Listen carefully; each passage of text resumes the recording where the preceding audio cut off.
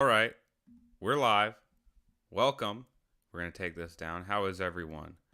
How have you been? I've been, my a pipe in my sink that attaches to the drain just just broke. But that's LA for you. You know what I mean? Hey, you moved to LA. You want to live in an apartment without broken pipes? That's fine. Are you a millionaire? Oh, you're not a millionaire? Go back to Cincinnati. All right? Cuz that's not happening out here. Oh, you want to move to LA and live in an apartment where the landlord is a sane, understanding individual? Oh, you don't have a trust fund or the money of a oil baron? There's a state I want to tell you about. It's called Iowa. You should go there because that ain't happening out here. And I'm not an anti-California guy. I love it here. I love Los Angeles. There's some stuff that comes with it that you just have to be okay with. Someone asked how much rent is there in the live chat. Rent is I pay $400,000 a month, right? Which some people think is a lot. I got a good deal. Okay? Studio apartment. Live by myself. This backdrop came with the apartment, and all I had to pay is $462,000, all things said and done. So, did I get screwed over? Or did I make a steal? You be the judge. I got a bunch of questions that I have to answer. The questions come from all of you folks. You send them in. If you have a question, you can send them to dancerspodcast@gmail.com. It's a good place to go. Some people will send very long pieces of advice there. I don't have any of those this episode, but the next episode, I'm going to go through the email and do some of the longer emailed questions where people ask me things like, basically they'll write out sort of an Odyssey length recantation of what's going on in their lives. And I have to sift through that and then come up with a response. And that's my job. And I'm incredibly qualified to do so, okay? I have 25 degrees in various fields and subjects, all right? So here's the first question. How do I traumatize my neighbors so they'll keep the 3 a.m. noise down? You got to be more specific in the questions. I'm sorry. But 3 a.m. noise, is it music? Or are they just having a rambunctious old time? Because if it's music, I would say you should probably just talk to them. This is a thing people don't understand they can do. I don't know I could do it a lot of the time. It becomes sort of a superpower that you can just go up to people and talk to them usually. And they usually aren't going to hit you. Sometimes they do. Listen, I'm not saying every time you go up and not even confront, but every time you go up to somebody, they're not going to punch you. But most of the times they don't. Most of the times you're going to talk to them. You're going to go, hey, could you please keep the music down at 3 a.m.? And they'll have that conversation with you. That's not a big deal. Now, let's get into the nitty gritty. People are consistently making noise at 3 a.m.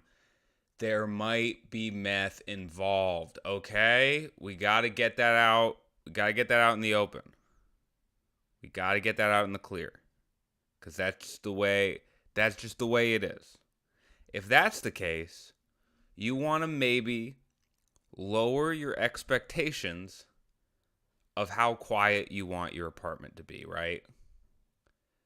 Because that's what we can do too. To change your situation, you can either change your external world or your internal world.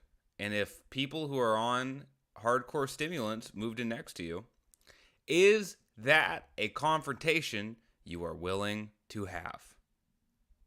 Just asking the question, because best case scenario or worst case scenario, you're walking up to their house and you're shot, right? That's worst case scenario. That's bad, and I hope that doesn't happen to you. But best case scenario, you end up having to argue with a meth head. And someone said, LOL, you're young and naive. See, that's so funny because this is not a young person's perspective. Young people are the ones who don't want to go up and talk to people, generally. Young people are the ones who, also, I'm looking at your profile picture, you're not that old. So don't comment stupid stuff on the lives if you don't want me going through your profile, looking at pictures of you and seeing that you're not an old person. You're so young and naive. You just don't understand the beauty of yelling at someone on their lawn. Okay? You have no idea how fun it is to have a conversation with somebody, look them in the eyes, and go, keep it down. Okay? I will call the housing authority. You can say that. I would say that. I'm not part of a housing authority. I live in an apartment. I own nothing. But you can say whatever you want. That's the fun thing about a confrontation. You can go up to someone and go, well, listen, somebody in the chat just said calm down. Let me walk back my statements a little bit. What you commented isn't necessarily dumb, but saying you're young and naive, don't comment things like you're young and naive. Have better things to do in your day than to go on someone's live and comment you're young and naive just out of context. That's all I'm saying. That's all I'm saying. I go on here and I try to actively lose followers. What state should I move to?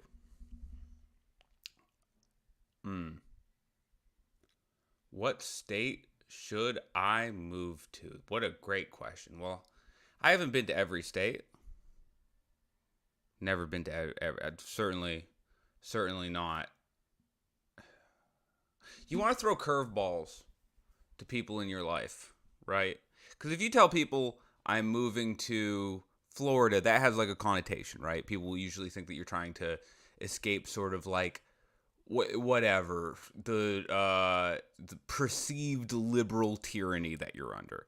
If you say you're moving to Texas, it's a similar thing. If you say you're moving to California, it's the opposite. People will assume, oh, you're going to California, you're gonna go sow your wild oats, you're gonna go start a noise band, you're gonna go start a podcast. That's what people will think, right? Now, you don't want anyone to have connotation.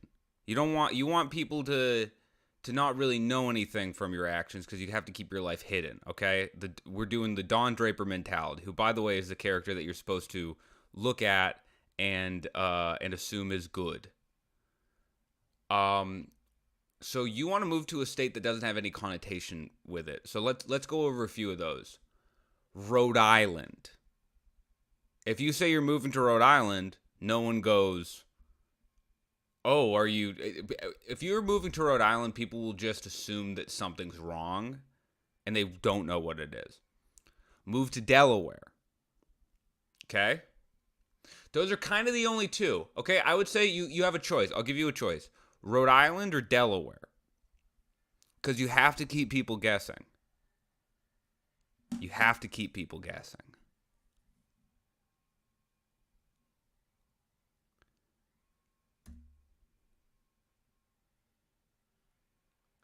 How to be a decent fellow human. Someone just asked, this is the new question.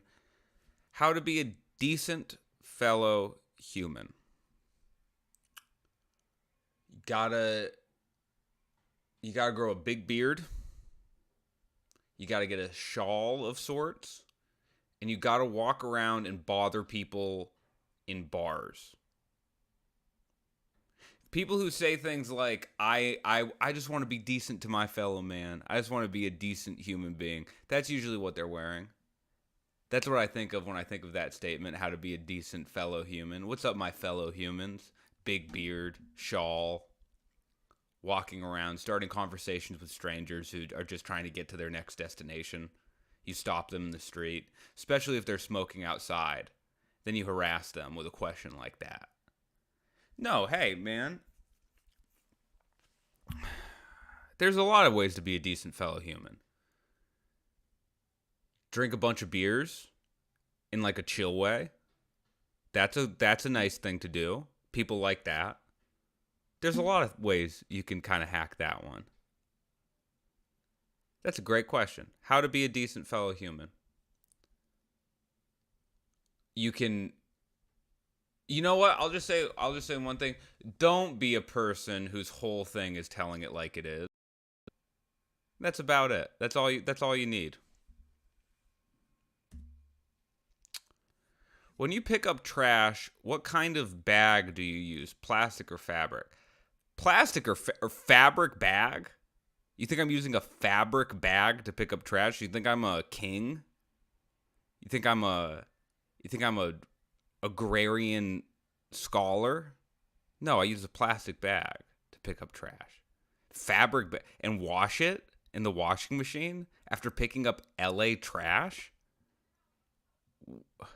What is a fabric bag? If anyone in the chat knows what a fabric trash bag is or looks like, because I have no idea, and that whole proposition really unsettles me in a big way.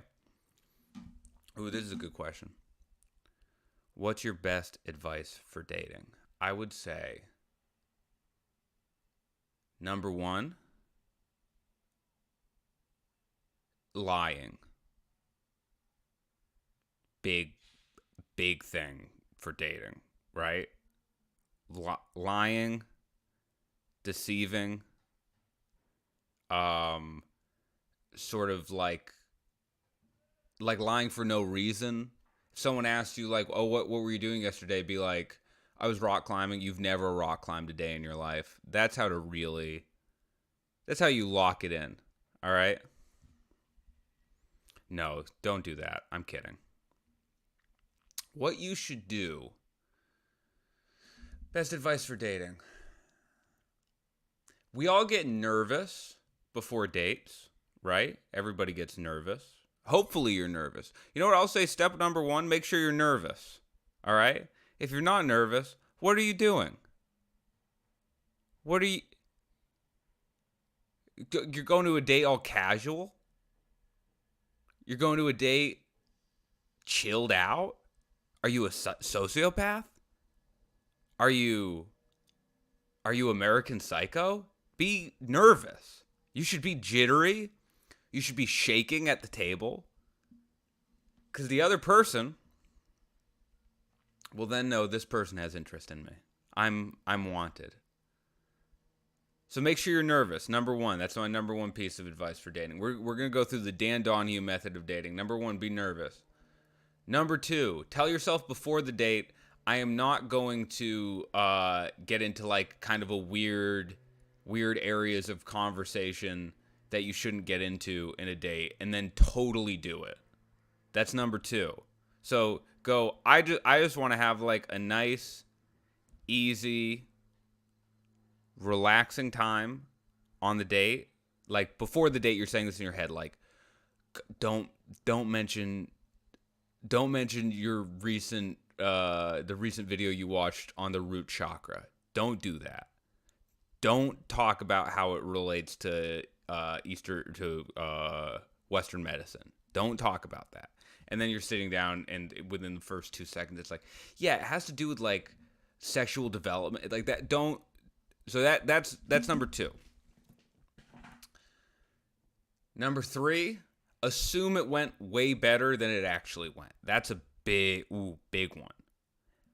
Make sure in your head you are going, that was awesome, and I'm awesome, and they're going to definitely want to go on a second date with me. Step number, I think we're on 3 or 4. There's a very concise step-by-step method. Never hear from that person again. Okay? So that's the advice I would say for dating. And I think you're gonna do well on that. You know what? I'll say this. No, actually I won't. Next question. The next question is awesome. This next question really is the reason why I do this podcast in the first place. My tummy hurts and I am hungry. What to eat? I want to prove to you all that I answer a whole range of questions.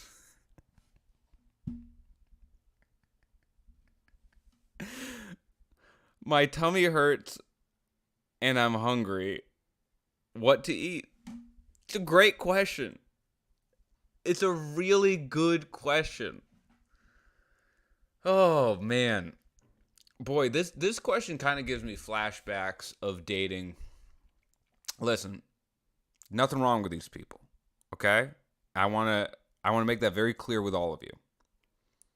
And this is not a gendered thing, but a tummy ache person. Do we know what tummy ache people are? Now, there's various reasons for a tummy ache person to be a tummy ache person. Sometimes it's bad health choices. Sometimes it's bad, genetics. Sometimes it's a whole range of reasons. But what it boils down to is this person who kind of consistently has a tummy ache, right? There's medical reasons. There's dietary reasons.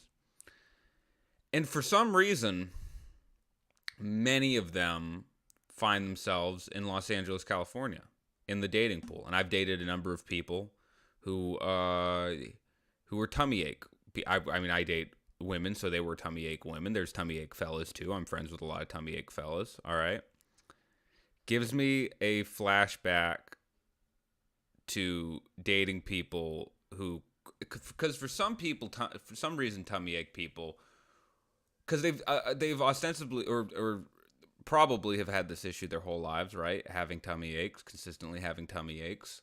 They still don't know exactly what to eat whenever they have a tummy ache. And they don't understand that not eating can cause that. You know what I mean? And it's difficult. It's very difficult. It's difficult to deal with that for both parties. I would say rice cake. Simple, elegant, beautiful. Great thing to eat if you're not feeling good. Rice cake. Great question. I'm eligible for retirement in 3 months. I'm worried I will be bored. Any advice? Oh. First of all, hey, congrats. The best suit I have. Okay? I wear the best suit I have. I would wear the shiniest shoes I could find. I would rent a suit if it meant I could go and see an actual real-life rat race. Because that sounds awesome. I don't want to see a horse race. I like horses too much. Rats, sure, they have feelings.